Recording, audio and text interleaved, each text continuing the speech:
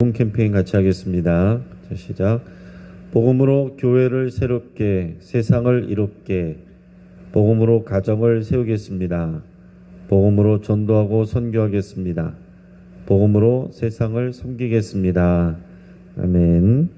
우리 묵상 말씀 누가복음 17장 15절 16절 말씀 같이 하겠습니다. 우리 세 번 같이 읽습니다. 그 중에 한 사람이 자기가 낳은 것을 보고 큰 소리로 하나님께 영광을 돌리며 돌아와 예수의 발 아래에 엎드려 감사하니 그는 사마리아 사람이라. 그 중에 한 사람이 자기가 낳은 것을 보고 큰 소리로 하나님께 영광을 돌리며 돌아와 예수의 발 아래에 엎드려 감사하니 그는 사마리아 사람이라. 그 중에 한 사람이 자기가 낳은 것을 보고 큰 소리로 하나님께 영광을 돌리며 돌아와 예수의 발 아래에 엎드려 감사하니 그는 사마리아 사람이라. 아멘.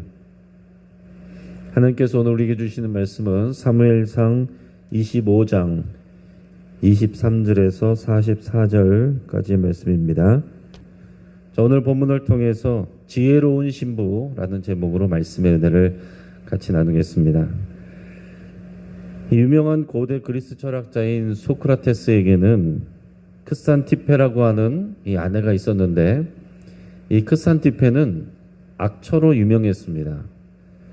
그녀는 날마다 남편에 대해서 바가지를 긁고 괴롭히고 견디기 힘들게 했습니다. 이 주위의 사람들은 그래서 이 소크라테스에게 이혼하라고 충고를 했어요. 그런데 소크라테스는 이렇게 말했다고 합니다. 저는 수양이 부족한 사람입니다. 만약에 저를 괴롭히고 심하게 구는 아내가 제 곁에 있지 않는다면 저는 더욱 마음을 닫고 수양하기가 힘들 것입니다. 아내는 저에게 참고 인내한 법을 가르쳐주고 있습니다. 그러니 저에게는 제 아내가 소중한 사람입니다. 여러분, 참 아이러니하지 않습니까? 지혜자라고 하는 소크라테스인데 그 아내를 선택할 때는 과연 그에게 지혜가 있었나 하는 이런 생각이 듭니다. 그런데 한편으로 또 그런 아내와 함께 살아갈 때에 자신의 깊은 생각과 그 뜻을 알아주지 못하고 힘들게 하는 그 아내를 오히려 소중하게 받아들이는 이런 모습을 보면 소크라테스는 과연 지혜로운 사람이구나 하는 생각이 또 들기도 해요. 여러분, 인생을 의미 있게 살려면 지혜가 필요합니다. 똑같은 상황과 환경 속에서도 누군가는 평탄한 삶을 살고 누군가는 굉장히 힘이 드는 오르락내리락하는 우여곡절을 겪습니다.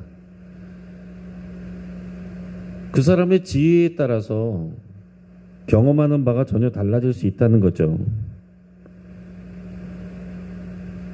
누군가는 태어나서 참 다른 사람들을 힘들게 하는 사람이 있고, 그래서 저 사람은 오히려 없는 만 못하다라는 생각을 하게 하는 사람이 있고, 어떤 사람은 그 사람의 지혜로 말미암아서 주변의 사람들을 더욱 힘이 나게 하고 또 하는 일들마다 또 이런 생명의 열매들을 맺는 사람들이 있습니다.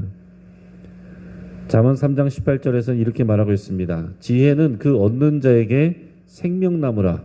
지혜를 가진 자는 복되도다. 생명을 낳고 살아나게 하는 그 사람이 지혜로운 거예요. 말 잘하는 사람, 아는 게 많은 사람이 지혜로운 것이 아니라 생명의 열매를 맺는 사람이 지혜로운 것입니다. 여러분, 사람에게 있어서 지혜는 결국 그 사람의 말로 나타납니다. 야고보서 3장 2절에 이렇게 되어 있습니다. 우리가 다 실수가 많으니 만일 말에 실수가 없는 자라면 곧 온전한 사람이라 능히 온 몸도 굴레 씌우리라. 말에 실수가 없는 사람이 온전한 사람이라고 그랬어요. 또한 우리가 무슨 말을 하느냐를 결정하는 그 능력이 지혜인 것입니다. 그 말을 어떻게 똑똑하게 하느냐가 지혜가 아니라 맞는 말이라고 하더라도 그 말을 언제 하느냐,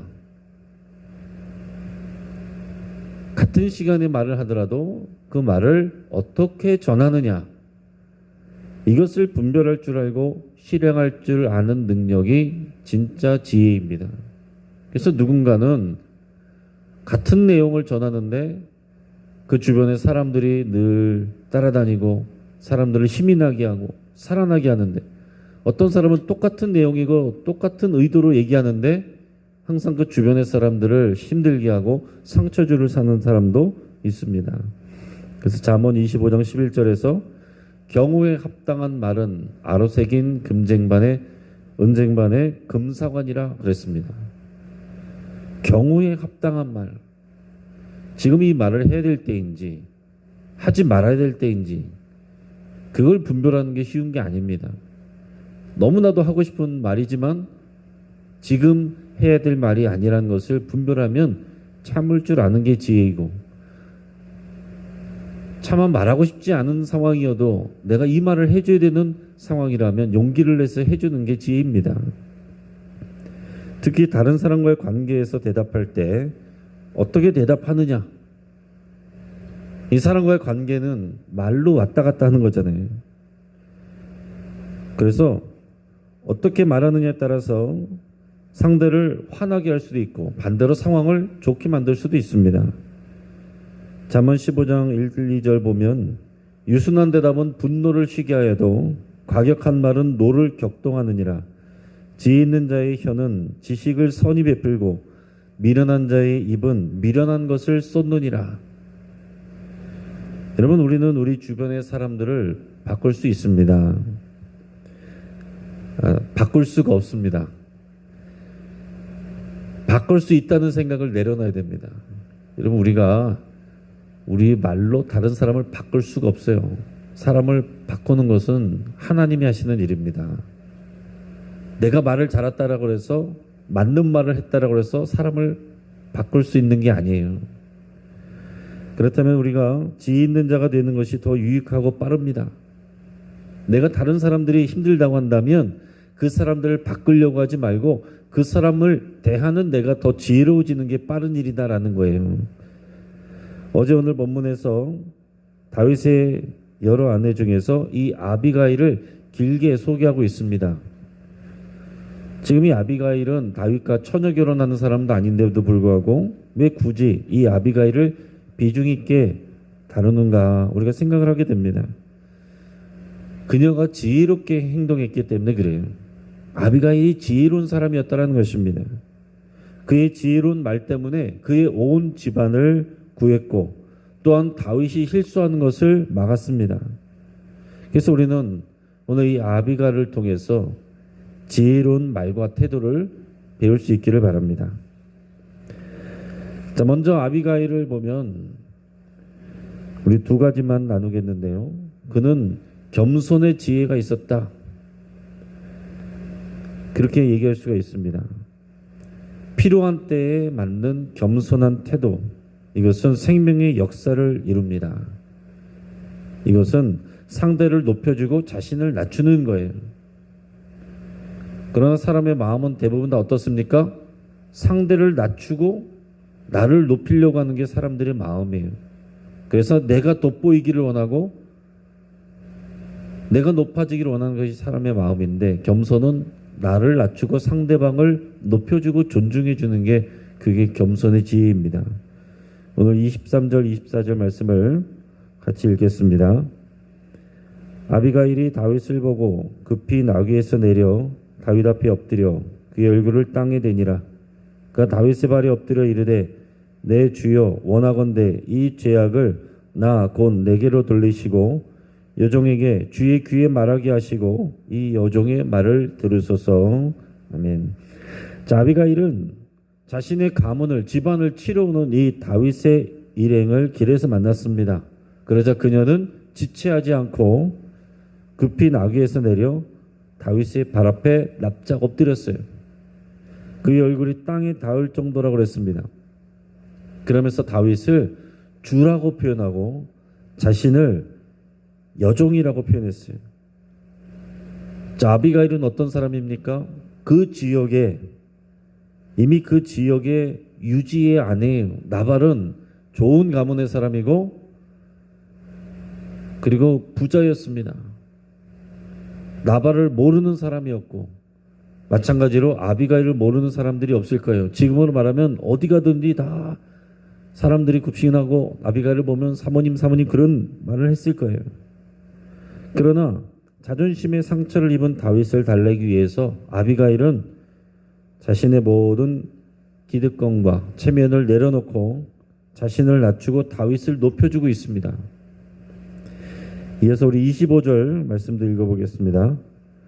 오나옵나니 내 주는 이 불량한 사람 나발을 개의치 마옵소서. 그의 이름이 그에게 적당하니 그의 이름이 나발이라. 그는 미련한 자니이다. 여정원 내 주께서 보내신 소년들을 보지 못하였나이다.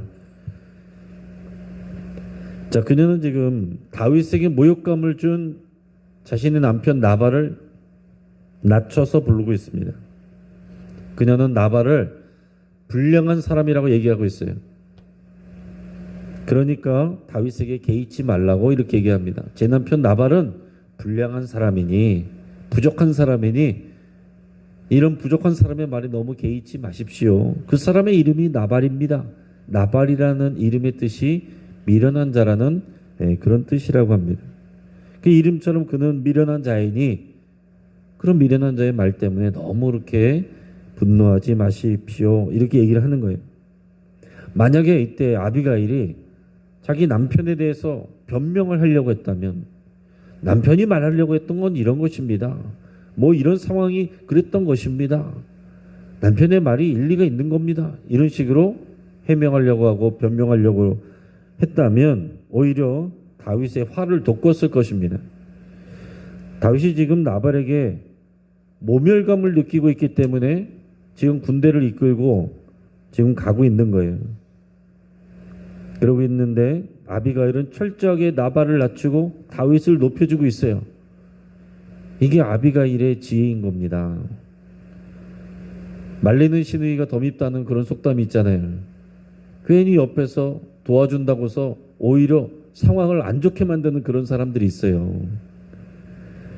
여러분, 화가 나고 상처받은 사람에게 훈수둔다고 쉽게 문제 해결을 해주려고 하거나 판단을 해주려고 하면 안 됩니다.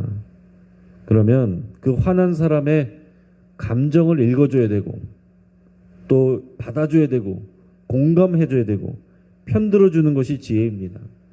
특히 부부관계에서도 남편이 아내에게 또는 부모가 자녀에게 마치 심판이 되는 것처럼 그 반대의 관계도 마찬가지겠죠.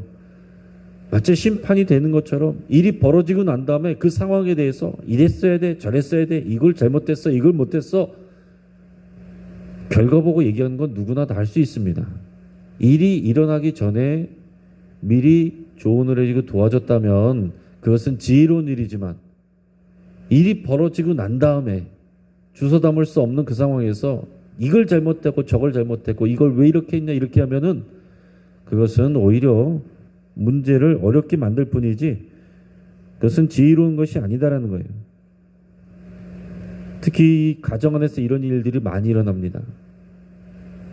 가족이니까 편하게 얘기하면서 쉽게 자신의 감정을 드러내면서 이걸 잘못됐다 저걸 잘못됐다 이렇게 훈수두면서 얘기를 하면 상대방의 마음은 이미 화가 나 있고 속상해 있는데 그 마음을 받아주지 않고 마치 심판이라도 된 것처럼 그렇게 얘기할 때에 그 가정의 상처가 더 커지게 되는 것입니다. 오히려 상대는 그 말을 듣는 게 아니에요. 그 훈수를 받는 게 아니라 내 마음을 받아주지 않는 사람이구나. 마음을 닫아버리는 것입니다. 왜 항상 부모님은 옳은 말을 하는데 자녀들은 귀를 닫고 문을 닫고 방문을 닫고서 들어갑니까? 그 자신의 마음을 공감해주지 않기 때문에 부모님은 마음을 공감해주고 받아주는 것이 아니라 늘 맞는 말이라고 훈수를 두는 말을 하니까 그게 이제 잔소리로 들리는 거 아니겠습니까? 먼저 마음을 공감해줘야 받아주고 신뢰가 되는 상태에서 맞는 말을 해줘야 그것이 도움이 되는 것이지 그 말을 받아들일 준비가 안 돼 있는데 거기다 대고서 이게 잘못됐다, 이게 잘했다, 이랬어야 된다라고 얘기하는 것은 지혜롭지 않다라는 것입니다. 여러분, 상담에서도 내담자의 이 화난 감정과 마음을 받아주고 공감해 주는 것이 그게 상담의 기초예요. 상담은 어떤 정답을 얘기해 주는 게 상담이 아니에요. 그 사람을 이해해 주고 그랬겠구나, 힘들었겠구나, 그 마음을 받아주고 공감해 주면 그러면 문제의 절반 이상은 해결이 되는 것입니다. 사람들은 대부분 자신의 문제를 알고 있어요. 해답도 알고 있어요. 그런데 지금 화가 나 있고 상처받은 상황이기 때문에 그렇게 하기가 싫은 경우가 많은 것이죠. 그래서 공감해주고 인정해주고 그 마음이 누구로 들면 대부분의 사람들은 그 문제에 대해서 자기가 어떻게 될지를 스스로 얘기를 합니다. 오늘 아비가일은 다윗 앞에서 만날 때 해명을 하거나 변명을 하거나 훈수를 두거나 하지 않았습니다. 자신과 나발을 낮추고 다윗을 높여줬어요. 그 마음을 이해해 줬습니다. 두 번째 아비가일의 지혜는 뭐냐? 이 상황들을 하나님의 시각으로 보는 지혜가 있었습니다.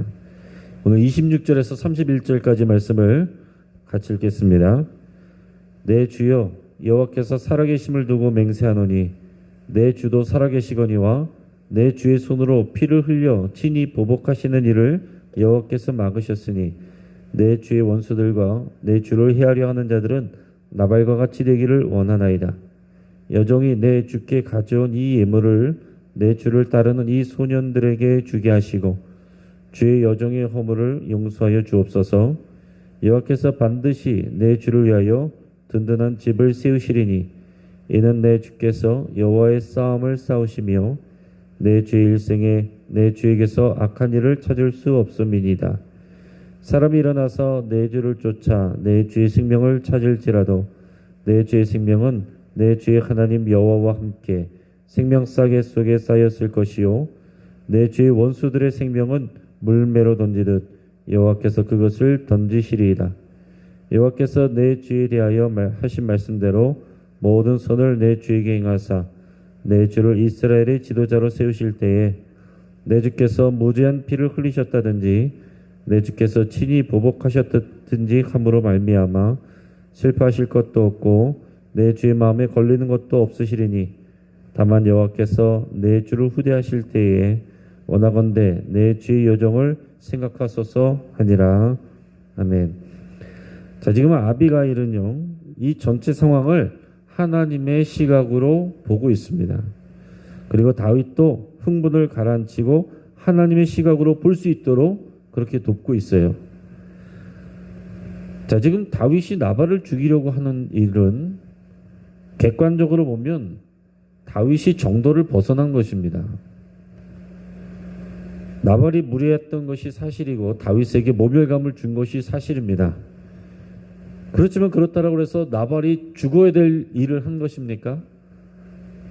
나발뿐만이 아니라 다윗은 지금 군대를 이끌고 와서 나발 그 집에 있는 모든 남자들을 그 다음날 아침에 전까지 다 죽이겠다는 거예요. 아무리 다윗이지만 이것은 옳지 않은 일이죠. 하나님이 기뻐하실 만한 일이 아닙니다. 그런데 다윗은 지금 이미 흥분해 있는 상황이기 때문에 그걸 객관적으로 지금 생각을 하지 못하고 있어요. 여러분, 나발의 집에 있는 남자들은 무슨 죄입니까? 나발은 말을 그렇게 했다고 하는 죄가 있다고 하더라도 나발 집에 있는 사람들은 아무것도 한 게 없는데 영문도 모르고 지금 칼 맞아 죽게 생겼는데 그게 살아계신 하나님의 사람이 할 일이냐라는 거죠. 그것은 하나님이 원하시는 일도 아니고 선한 일도 아닙니다.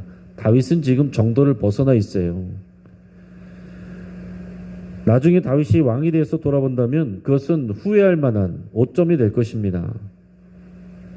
다윗이 좋은 왕이지만 만약에 아비가일이 아니었다면 이 일이 그냥 진행이 되었다면 그것은 다윗에게 치명적인 약점이 됐을 거예요.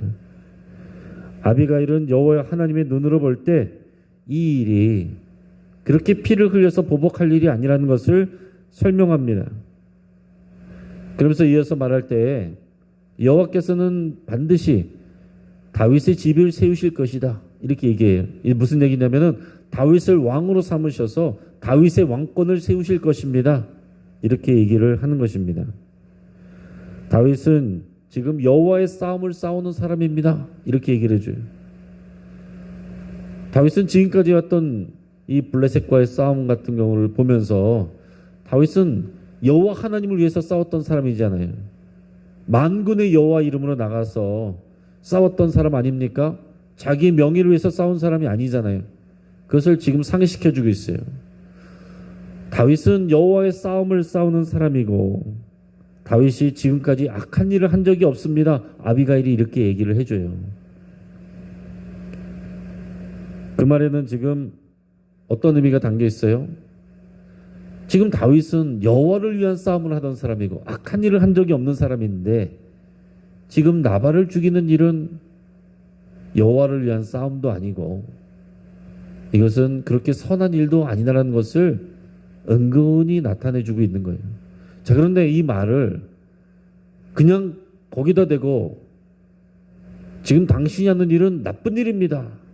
하나님 모시기 악한 일입니다. 이렇게 얘기했다면 다윗이 더 흥분했을 거예요. 그러나 지금 아비가일은 그렇게 얘기하지 않고 하나님께서 다윗을 사용하고 계시고 다윗은 하나님을 위해서 싸우는 사람이고 하나님 앞에서 항상 선한 일을 한 사람입니다. 이렇게 얘기를 할 때에 자기 스스로 지금 이 상황들을 내가 지금 하나님의 싸움을 싸우는 것인가, 이것이 악한 일인가 선한 일인가를 돌아보게 하는 그런 기회를 주는 것입니다. 지금 아비가일은 다윗을 훈계하거나 나무라듯이 말하고 있는 게 아니에요. 같은 말이라고 하더라도 마치 훈계하듯이 또 정죄하듯이 판단하듯이 말했다면 문제가 더 심각해졌을 것입니다. 오히려 하나님의 시각으로 설명하면서도 다윗을 높이고 있고 그러면서도 상황을 객관적으로 볼 수 있게 돕고 있어요. 다윗이 분명히 왕이 될 텐데 지금 이 상황이 나중에 보면 오점이 될 수도 있는 상황인데 그런 일을 하지 않기를 바란다고 얘기를 하는 거예요. 다윗은 아비가일이 이렇게 겸손하고 지혜롭게 말하면서도 상황을 객관적으로 볼 수 있도록 하는 것을 보면서 그녀를 칭찬을 했습니다. 그녀 덕분에 다윗의 분노는 가라앉았고 무죄한 자를 죽이는 그 피 흘리는 일을 피할 수 있었어요. 32절 33절 우리 같이 읽겠습니다. 다윗이 아비가일에게 이르되 오늘 너를 보내어 나를 영접하게 하신 이스라엘의 하나님 여호와를 찬송할지로다. 또 내 지혜를 칭찬할지며 또 내게 복이 있을지로다. 오늘 내가 피를 흘리는 것과 친히 복수하는 것을 내가 막았느니라. 아멘. 이 다윗이 제정신이 돌아온 것입니다. 이제 말씀을 정리하겠습니다. 여러분 같은 상황에서도 어떤 사람은 더 피곤하게 살 수 있고 어떤 사람은 더 순탄하게 살 수 있어요. 그것을 바꾸는 힘은 지혜입니다. 그리고 그 지혜는 결정적으로 말과 태도를 통해서 나타납니다. 자신의 말과 태도를 상황에 맞게 할 수 있는 능력, 그것이 지혜입니다. 자, 아비가일은 자신과 나발을 낮추고 다윗을 존중해주고 인정해줬습니다.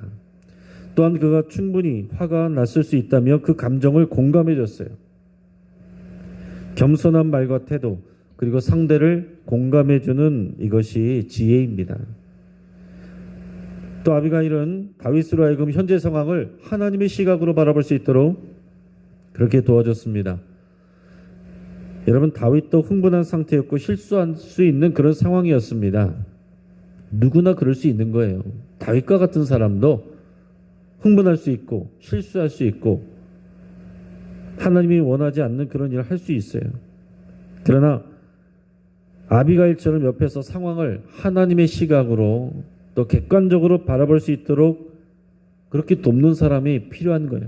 다윗에게도 이런 사람이 필요한 것입니다. 그러니까 다윗이 아비가일을 나발이 죽었다는 소식을 듣고 아내로 삼은 거죠. 그리고 우리는 이 아비가일과 같은 역할을 우리가 할 수 있어야 성숙한 그리스도인이라고 말할 수가 있습니다. 나로 인해서 상황을 호전되게 하고 그리고 생명을 낳게 하고 사람을 기운나게 하고 새로운 소망을 갖게 하고, 이게 지혜입니다. 내가 돕는다고, 훈수 둔다고, 가르쳐 준다고, 그러면서 사람들을 상처 주게 하고 상황들을 더 어렵게 만든다. 될 일도 안 되게 한다. 그럼 그건 지혜롭지 못하고 미련한 것이죠. 안 될 일도 되게 하는 사람이 있고 될 일도 안 되게 하는 사람이 있어요. 그 공동체를 분위기 좋게 만드는 사람이 있고 공동체 분위기를 어둡게 만드는 사람이 있어요. 오늘 아비가일을 통해서 그 지혜를 배울 수 있기를 축복합니다. 그래서 아비가일은 결국 다윗의 지혜로운 신부가 된 것입니다. 여러분, 오늘날 우리 그리스도인들은 교회이고 교회는 주님의 신부예요. 교회인 주님의 신부인 우리 교회는 주님이 오실 때까지 우리를 단장해야 됩니다. 지혜로운 신부가 되어야 돼요. 우리가 주님이 오실 때까지 지혜로운 말과 지혜로운 태도, 그리고 성숙한 그런 상황 판단과 그런 우리가 행동으로 인해서 우리에게 속한 많은 주변의 사람들에게 생명을 낳게 하고 희망을 주고 소망을 주는 저 여러분 되기를 주의 이름으로 축복합니다. 제목 기도하겠습니다. 우리 말씀을 붙잡고 함께 기도할 때 여러분, 우리가 상한 마음과 상처를 가지고 일하면 문제가 많아집니다. 그러나 일하면 다 이런 일들이 생겨요. 일 안 하면 상처받을 일 없습니다. 그러나 일하는 것이 맞는 것이고 그러다 보면은 우리 안에 상처와 아픔들이 있을 수 있습니다. 여러분, 오늘 기도하실 때 내 안에 있는 상한 마음과 상처를 주님 앞에 내려놓을 수 있기를 바랍니다. 오늘 가정 안에서 또 우리 일터에서 우리 교회 공동체 안에서 내 안에 쌓여있는 아픔들과 상처들을 주님 손에 맡긴다고 그렇게 여러분 기도할 수 있게 바랍니다. 나발과 같은 사람 때문에 불평하기보다는 그런 사람들로 인해서 내가 더 성숙하고 성장해 가기를 여러분 결단할 수 있기를 바랍니다. 믿음이 없는 소크라테스도 그런 지혜로운 말을 한 것처럼 오늘 그리스도인들은 내 주변에 있는 사람들을 바꿀 수가 없어요. 그러나 그런 사람들을 하나님께서 우리에게 맡겨주셨다면, 보내주셨다면 그 사람들을 통해서 하나님이 나를 단련하십니다. 내가 오히려 성장하고 성숙해 가기를 위해서 여러분 기도하시기 바랍니다. 내가 모든 상황을 하나님의 눈으로 바라보기를, 또 하나님의 눈으로 말하고 행동하기를 여러분 결단하며 기도하시고 성령께서 우리를 그렇게 도와주시기를 위해서 함께 기도하겠습니다. 우리 가정을 위해서 기도할 때 우리 가정에 나발과 같은 사람들이 어디든지 다 있습니다. 우리 가정에 나발과 같은 이들을 위해서 여러분 같이 기도하겠습니다. 하나님을 만나고 완고한 마음이 변화되고 주님 앞에 또 아름다운 또 주님의 예배자로, 자녀로, 예수님의 제자로 세워지기를 위해서 여러분 간절히 기도하겠습니다. 오늘 금요 기도를 위해서 하나님의 은혜를 부어주시기를 위해서 기도하고 마지막으로 우리 영신교회 모든 리더들에게 겸손과 지혜를 주시기를 위해서 함께 기도하겠습니다. 또한 영신 공동체 안에서 내가 아비가일과 같이 공동체를 살리는 역할을 할 수 있도록 생명의 열매를 맺는 생명나무가 되기를 위해서 기도하며 성령님의 도우심을 구하며 함께 기도하겠습니다. 이 시간 주여 한번 부르짖고 합심해서 함께 기도하겠습니다. 주여